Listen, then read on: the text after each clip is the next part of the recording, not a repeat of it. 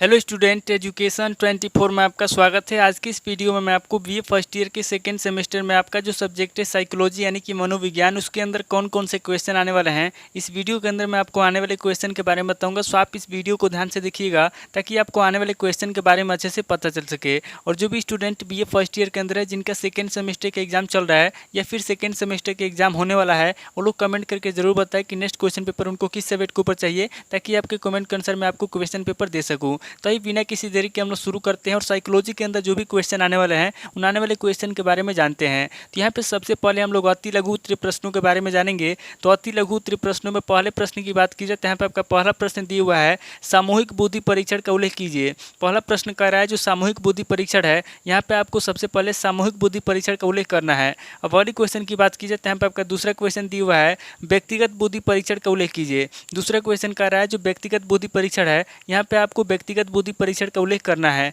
अब वाली क्वेश्चन की बात की जाए तो यहाँ पे आपका तीसरा क्वेश्चन दिया हुआ है, परीक्षण की वैधता से आप क्या समझते हैं। तीसरा क्वेश्चन कह रहा है जो परीक्षण की वैधता है उससे आप क्या समझते हैं, यहाँ पे आपको परीक्षण की वैधता के बारे में बताना है। अब वाली क्वेश्चन की बात की जाए तो यहाँ पे आपका चौथा क्वेश्चन दिया हुआ है, धनात्मक सहसंबंध का उल्लेख कीजिए। चौथा क्वेश्चन कह रहा है कि धनात्मक सहसंबंध का उल्लेख कीजिए, यहाँ पे आपको धनात्मक सहसंबंध के बारे में बताना है। अब वाली क्वेश्चन की बात की जाए तो यहाँ पे आपका पांचवा क्वेश्चन दिया हुआ है, केंद्रवर्ती माप के प्रकारों का वर्णन कीजिए। पांचवा क्वेश्चन कह रहा है जो केंद्रवर्ती माप है कितने प्रकार का होता है, यहाँ पे आपको केंद्रवर्ती माप के प्रकारों के बारे में बताना है। अब वाली क्वेश्चन की बात की जाए तो यहाँ पे आपका छठा क्वेश्चन दिया हुआ है, ग्राफ के लाभ क्या है। छठा क्वेश्चन कह रहा है कि ग्राफ के लाभ क्या है, यहाँ पे आपको ग्राफ के लाभ बताना है। अब वाली क्वेश्चन की बात की जाए तो यहाँ पे आपका सातवां क्वेश्चन दिया हुआ है, आवृत्ति बहुभुज एवं स्तंभाकृति में अंतर बताइए। सातवां क्वेश्चन कह रहा है जो आवृत्ति बहुभुज है और जो स्तंभाकृति उसमें क्या अंतर है, यहाँ पे आपको आवृत्ति बहुभुज एवं स्तंभाकृति में अंतर बताना है। अब वाली क्वेश्चन की बात की जाए तो यहाँ पे आपका आठवां क्वेश्चन दिया हुआ है, संचयी प्रतिशत वक्र या त्वरण किसे कहते हैं। आठवां क्वेश्चन कह रहा है कि संचयी प्रतिशत वक्र या त्वरण किसे कहते हैं, यहाँ पे आपको संचयी प्रतिशत वक्र के बारे में बताना है या फिर त्वरण के बारे में बताना है। अब वाली क्वेश्चन की बात की जाए तो यहाँ पे आपका नवा क्वेश्चन दिया हुआ है, रेखा चित्रण की सीमाएं बताइए। नवा क्वेश्चन कह रहा है जो रेखा चित्रण है उसकी कौन कौन सी सीमाएं हैं, यहाँ पे आपको रेखा चित्रण की सीमाएं बताना है। अब वाली क्वेश्चन की बात की जाए तो यहाँ पे आपका 10वां क्वेश्चन दिया हुआ है, आयत चित्र के लाभ बताइए। 10वां क्वेश्चन कह रहा है जो आयत चित्र है उसके क्या लाभ है, यहाँ पे आपको आयत चित्र के लाभ बताना है। अब अगली क्वेश्चन की बात की जाए तो यहाँ पे आपका 11वां क्वेश्चन दिया हुआ है, अनुसंधान में सांख्यिकी क्यों आवश्यक है। 11वां क्वेश्चन कह रहा है जो अनुसंधान है उसमें सांख्यिकी क्यों आवश्यक है, यहाँ पे आपको बताना है कि अनुसंधान में सांख्यिकी क्यों आवश्यक है। अब अगली क्वेश्चन की बात की जाए तो यहाँ पे आपका 12वां क्वेश्चन दिया हुआ है, सांख्यिकी को परिभाषित कीजिए। 12वां क्वेश्चन कह रहा है जो सांख्यिकी है, यहाँ पे आपको सांख्यिकी की परिभाषा लिखना है। अब अगली क्वेश्चन की बात की जाए तो यहाँ पे आपका 13वां क्वेश्चन दिया हुआ है, निर्देशन का महत्व या लाभ बताइए। 13वां क्वेश्चन कह रहा है जो निर्देशन है, यहाँ पे आपको निर्देशन का महत्व बताना है या फिर निर्देशन का लाभ बताना है। अब अगली क्वेश्चन की बात की जाए तो यहाँ पे आपका 14वां क्वेश्चन दिया हुआ है, परिकल्पना की विशेषताओं का वर्णन कीजिए। 14वां क्वेश्चन कह रहा है जो परिकल्पना की विशेषता है, यहाँ पे आपको परिकल्पना की विशेषताओं के बारे में बताना है। अब अगली क्वेश्चन की बात की जाए तो यहाँ पे आपका 15वां क्वेश्चन दिया हुआ है, उपकल्पनाओं की उत्पत्ति कैसे होती है। 15वां क्वेश्चन कह रहा है जो उपकल्पनाएं हैं उसकी उत्पत्ति कैसे होती है, यहाँ पे आपको बताना है कि उपकल्पनाओं की उत्पत्ति कैसे होती है।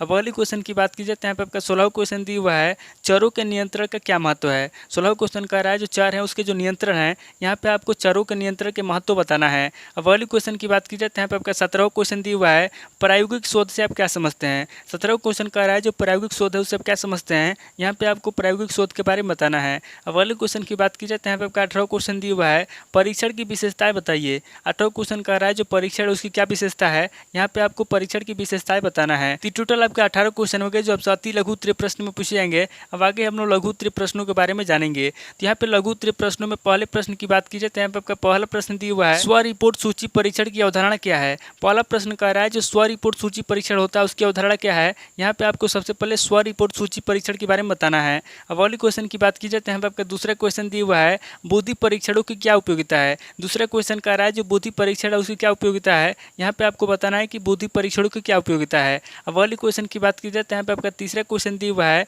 स्थान क्रम अंतर विधि के गुण या सीमाएं बतलाइए। तीसरा क्वेश्चन कह रहा है जो स्थान क्रम अंतर विधि है या फिर उसके जो गुण और दोष हैं, यहाँ पे आपको स्थान क्रम अंतर विधि के गुण बताना है तथा उसकी सीमाएं बताना है।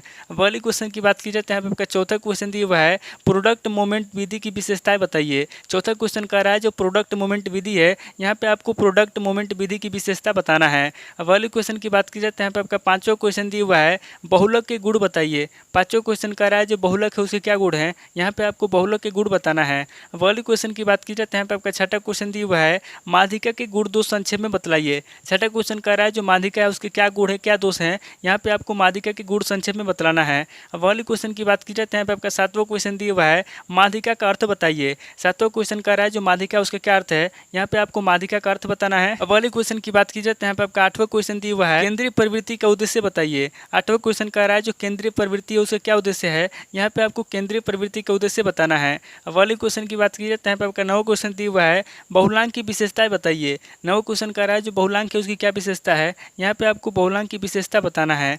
अब वाली क्वेश्चन की बात की जाए तो यहाँ पे आपका 10वां क्वेश्चन दिया हुआ है, मध्यमान के लाभ या गुण बताइए। 10वां क्वेश्चन कह रहा है जो मध्यमान है उसके क्या लाभ है, क्या गुण है, यहाँ पे आपको मध्यमान के लाभ या गुण बताना है। अगले क्वेश्चन की बात की जाए तो यहाँ पे आपका 11वां क्वेश्चन दिया हुआ है, प्रतिशत क्रम या संतासीय पद पर प्रकाश डालिए। 11वां क्वेश्चन कह रहा है जो प्रतिशत क्रम है या जो संतासीय पद है, यहाँ पे आपको प्रतिशत क्रम या संतासीय पद पर प्रकाश डालना है। वाली क्वेश्चन की बात की जाए तो यहाँ पे आपका 12वां क्वेश्चन दिया हुआ है, संचयी प्रतिशत वक्र की उपयोगिता का वर्णन कीजिए। 12वां क्वेश्चन कह रहा है जो संचयी प्रतिशत वक्र है उसकी क्या उपयोगिता है, यहाँ पे आपको संचयी प्रतिशत वक्र की उपयोगिता बताना है। अब वाली क्वेश्चन की बात की जाए तो यहाँ पे आपका 13वां क्वेश्चन दिया हुआ है, आवृत्ति बहुभुज के विभिन्न सोपानों की व्याख्या कीजिए। 13वां क्वेश्चन कह रहा है जो आवृत्ति बहुभुज है, यहाँ पे आपको आवृत्ति बहुभुज के विभिन्न सोपानों की व्याख्या करना है। अब वाली क्वेश्चन की बात की जाए तो यहाँ पे आपका 14वां क्वेश्चन दिया हुआ है, आवृत्ति किसे कहते हैं। 14वां क्वेश्चन कह रहा है कि आवृत्ति किसे कहते हैं, यहाँ पे आपको आवृत्ति के बारे में बताना है। अब वाली क्वेश्चन की बात की जाए तो यहाँ पे आपका 15वां क्वेश्चन दिया हुआ है, प्रसार गुणक निकालने का सूत्र बताइए। 15वां क्वेश्चन कह रहा है जो प्रसार गुणक निकालने का सूत्र है, यहाँ पे आपको प्रसार गुणक निकालने का सूत्र बताना है। अब वाली क्वेश्चन की बात की जाए तो यहाँ पे आपका 6वां क्वेश्चन दिया हुआ है, चतुर्थांश विचलन क्या है, इसके गुण दोष एवं गणना विधि का वर्णन कीजिए। 16वां क्वेश्चन कह रहा है कि चतुर्थांश विचलन क्या है, यहाँ पे आपको सबसे पहले चतुर्थांश विचलन के बारे में बताना है, उसके बाद आगे आपको इसके गुण दोषों के बारे में बताना है और इसकी गणना विधि का वर्णन करना है। अब वाली क्वेश्चन की बात की जाए तो यहाँ पे आपका 17वां क्वेश्चन दिया हुआ है, सांख्यिकी के क्षेत्र का वर्णन कीजिए। 17वां क्वेश्चन कह रहा है जो सांख्यिकी का क्षेत्र है, यहाँ पे आपको सांख्यिकी के क्षेत्र के बारे में बताना है। अब वाली क्वेश्चन की बात की जाए तो यहाँ पे आपका 18वां क्वेश्चन दिया हुआ है, क्रमिक स्तर मापने की विशेषताएं बताइए। 18वां क्वेश्चन कह रहा है जो क्रमिक स्तर मापनी है उसकी क्या विशेषता है, यहाँ पे आपको क्रमिक स्तरीय मापने की विशेषता बताना है। तो टोटल आपके 18 क्वेश्चन हो गए जब से लघु उत्तरीय प्रश्न में पूछे जाएंगे। अब आगे हम लोग दीर्घ उत्तरीय प्रश्नों के बारे में जानेंगे। तो यहाँ पे दीर्घ उत्तरीय प्रश्नों में पहले प्रश्न की बात की जाए तो यहाँ पे आपका पहला प्रश्न दिया हुआ है, मानक के सब प्रत्यय तथा इसकी विभिन्न प्रकारों को स्पष्ट कीजिए। पहला प्रश्न कह रहा है जो मानक है, यहाँ पे आपको मानक के सब प्रत्यय बताना है तथा इसकी विभिन्न प्रकारों को स्पष्ट करना है। अब अगले क्वेश्चन की बात की जाए तो यहाँ पे आपका दूसरा क्वेश्चन दिया हुआ है, स्टैनफोर्ड बीने की बुद्धि मापनी का वर्णन कीजिए। चौथा क्वेश्चन कह रहा है जो स्टैनफोर्ड बीने की बुद्धि मापनी है, यहाँ पे आपको बुद्धि मापनी के बारे में बताना है। अब अगले क्वेश्चन की बात की जाए तो यहाँ पे आपका 5वां क्वेश्चन दिया हुआ है, परीक्षण से आप क्या समझते हैं, एक अच्छे परीक्षण की क्या विशेषताएं हैं। 5वां क्वेश्चन कह रहा है कि परीक्षण से आप क्या समझते हैं, यहाँ पे आपको सबसे पहले परीक्षण के बारे में बताना है, उसके बाद आगे आपको एक अच्छे परीक्षण की विशेषता बताना है। अब अगले क्वेश्चन की बात की जाए तो यहाँ पे आपका 6वां क्वेश्चन दिया हुआ है, काय वर्ग परीक्षण की विशेषताएं बताइए। 6वां क्वेश्चन कह रहा है जो काय वर्ग परीक्षण है उसकी क्या विशेषता है, यहाँ पे आपको काय वर्ग परीक्षण की विशेषता बताना है। अब अगले क्वेश्चन की बात की जाए तो यहाँ पे आपका 7वां क्वेश्चन दिया हुआ है, सहसंबंध क्या है, गुणात्मक और मात्रात्मक सहसंबंधों पर प्रकाश डालिए। 7वां क्वेश्चन कह रहा है कि सहसंबंध क्या है, यहाँ पे आपको सबसे पहले सहसंबंध के बारे में बताना है, उसके बाद आगे आपको गुणात्मक और मात्रात्मक सहसंबंधों पर प्रकाश डालना है। अब अगले क्वेश्चन की बात की जाए तो यहाँ पे आपका 8वां क्वेश्चन दिया हुआ है, प्रसामान्य बंटन क्या है, प्रसामान्य बंटन के महत्व तथा अनुप्रयोग पर प्रकाश डालिए। 8वां क्वेश्चन कह रहा है कि प्रसामान्य बंटन क्या है, यहाँ पे आपको सबसे पहले प्रसामान्य बंटन के बारे में बताना है, उसके बाद आगे आपको प्रसामान्य बंटन के महत्व तथा अनुप्रयोग पर प्रकाश डालना है। अब अगले क्वेश्चन की बात की जाए तो यहाँ पे आपका 9वां क्वेश्चन दिया हुआ है, मनोवैज्ञानिक सांख्यिकी का परिचय दीजिए, सांख्यिकी के महत्व का वर्णन कीजिए। 9वां क्वेश्चन कह रहा है जो मनोवैज्ञानिक सांख्यिकी है उसका परिचय देना है, यहाँ पे आपको सबसे पहले मनोवैज्ञानिक सांख्यिकी का परिचय देना है, उसके बाद आगे आपको सांख्यिकी के महत्व के बारे में बताना है। अब अगले क्वेश्चन की बात की जाए तो यहाँ पे आपका 10वां क्वेश्चन दिया हुआ है, निर्दर्शन या प्रतिदर्श की अवधारणा स्पष्ट कीजिए। 10वां क्वेश्चन कह रहा है कि निर्दर्शन या प्रतिदर्श क्या है, यहाँ पे आपको निर्दर्शन या प्रतिदर्श की अवधारणा के बारे में बताना है। अब अगले क्वेश्चन की बात की जाए तो यहाँ पे आपका 11वां क्वेश्चन दिया हुआ है, चर से आप क्या समझते हैं, चरों का संक्षिप्त वर्गीकरण कीजिए। 11वां क्वेश्चन कह रहा है कि चर से आप क्या समझते हैं, यहाँ पे आपको सबसे पहले चर के बारे में बताना है, उसके बाद आगे आपको चरों का संक्षिप्त वर्गीकरण करना है।